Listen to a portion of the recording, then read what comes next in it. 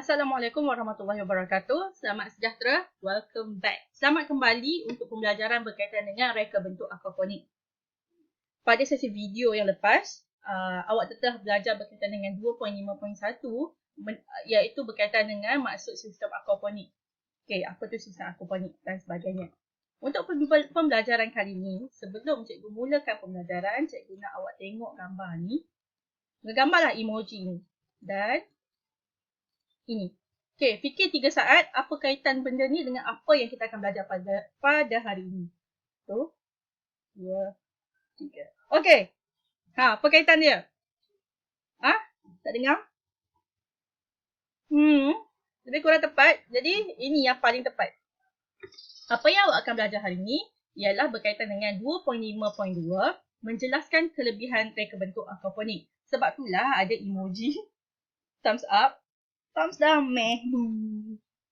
Sebab cikgu akan terangkan dalam video ni berkaitan dengan kelebihan thumbs up untuk reka bentuk aquaponik dan kelemahan thumbs down untuk reka bentuk sistem aquaponik. Apa yang awak kena boleh rujuk buku, kita akan rujuk buku teks muka surat 123 untuk sesi pembelajaran kali ini.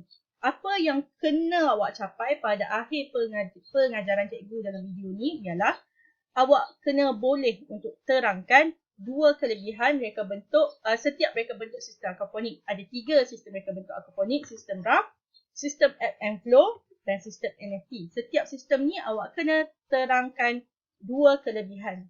Okey. Baik, jom kita tengok buku teks muka surat 123. Alright. Baik, kita akan mulakan dengan kelebihan dan kelemahan. Kelemahan sistem rakit ataupun sistem raft. Okey. Kalau ikut dalam buku teks ni ada 3 kelebihan. Kelebihan yang pertama ialah akar tanaman boleh menyerap nutrien organik dalam air secara terus. Bagaimana itu berlaku? Okey. Dalam video cikgu yang lepas, cikgu telah terangkan bagaimana sistem rakit merupakan tumbuhan itu terapung di atas air yang mengandungi ikan, di mana akar tumbuhan berada di dalam air. Disebabkan akar tumbuhan berada di dalam air, maka akar tu mempunyai kelebihan untuk terus menyerap nutrien yang ada dalam air itu secara langsung, terus tanpa melalui apa-apa pengantara. Serap terus. Dia umpama begini ya. Analoginya ialah awak ada air, bayangkan air dalam cawak, dalam gelas. Gelas tu mengandungi air sejuk. Air apa? Air tembikai, jus tembikai. Bulan-bulan puasa ni jus tembikai. Okey. Ada jus tembikai dalam gelas. Kemudian ada straw. Masukkan straw dalam jus tembikai tu dan straw tu berada di dalam mulut. Ingat jangan buat waktu siang, buat waktu malam. Straw tu berada dalam mulut. Maka disebabkan straw telah berada di dalam air jus tembikai tu, apa yang awak kena buat? Awak kena sedut terus. Maka air tembikai tu mengalir masuk ke dalam tekak awak. Hilang segala dahaga. Jangan buat waktu siang, buat waktu malam, puasa. Okey, jadi itu analoginya. Maksudnya begitulah dalam sistem rakit sendiri. Tumbuhan tu umpama macam straw yang ada dalam air itulah. Akar tu umpama macam straw yang ada dalam air. Apa yang tumbuhan kena buat? Dia sedut je. Dia terus sedut dan serap segala nutrien. Okey. Disebabkan akar dalam tanaman yang menggunakan sistem raft ni terus boleh serap nutrien tanpa apa-apa halangan, tanpa apa-apa pengantara, maka tumbuhan yang ditanam dengan menggunakan sistem rakit ni lebih cepat tumbuh berbanding dengan sistem yang lain. Okey? Jadi itu adalah kelebihan kedua. Tanaman tumbuh lebih cepat berbanding sistem lain. Atas faktor akar tu boleh serap nutrien secara terus. Dan yang ketiga, produktiviti sistem lebih tinggi dan digunakan secara meluas dalam projek aquaponik komersial. Projek aquaponik komersial ni ialah projek secara besar-besaran di mana hasil tanaman akan dijual. Itu adalah secara komersial. Kalau secara kecil-kecilan yang awak tanam kat rumah pun, biasanya ramai orang akan pilih untuk menggunakan sistem rakit untuk tanaman aquaponik ni.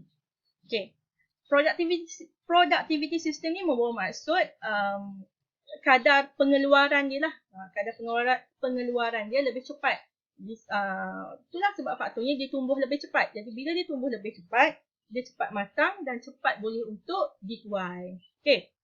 Kelebihan keempat yang cikgu nak tambah berkaitan dengan sistem raft aquaponik ni ialah dia mudah untuk dipasang, mudah untuk digunakan.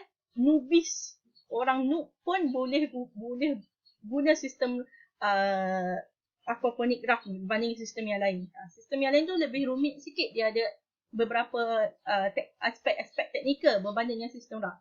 Sistem raft ni basically awak letak akuarium, terapungkan bekas tanaman, biar akar dia masuk kat dalam, dah settle. Okay. Namun begitu, macam cikgu dah terangkan dalam video yang lepas, sistem raft ni mempunyai kelemahan. Kelemahan utama sistem raft ni ialah faktor akar terendam dalam air dalam masa yang lama. Okay. Awak kena tahu, tanaman-tanaman yang kita tanam guna sistem aquaponik ni sebenarnya asalnya ditanam di atas tanah. Tetapi sistem aquaponik tidak menggunakan tanah. Kalau kita tanam dekat tanah, akar tumbuhan ni biasanya duduk dalam tanah. Tanah tu tak sentiasa basah, tak sentiasa dia lembap dan tak sentiasa dipenuhi dengan air yang terlampau banyak. Namun begitu, bila kita tanam dalam sistem menggunakan sistem rakit ni, aquaponik ni, akar tu akan terdedah dengan air yang sangat banyak. Bila air yang sangat banyak, ada kemungkinan ada bakteria patogenik yang boleh tumbuh di situ, boleh muncul di situ, yang menyebabkan muncullah masalah reput akar, iaitu akar mudah reput. Okay. Itu adalah kelemahan utama sistem raft ni. Okay, kita akan kembali. Sebelum cikgu hentikan video bahagian satu ni, ulang balik. Kalau cikgu letak 4 kelebihan lah. Okay, kalau ikut buku ada 3 kelebihan. Okay, ada 3 kelebihan untuk sistem rakit, iaitu yang pertama, akar boleh serap nutrien secara terus. Yang kedua, tanaman tumbuh lebih cepat berbanding sistem yang lain. Yang ketiga, produktiviti sistem raft lebih tinggi berbanding sistem yang lain. Kelemahan dia satu je. Ada masalah akar mudah reput. Okay, kita akan kembali dalam bahagian 2 untuk cikgu terangkan kelebihan dan kelemahan untuk sistem ebb and flow dan sistem NSV. Kita jumpa dekat bahagian kedua.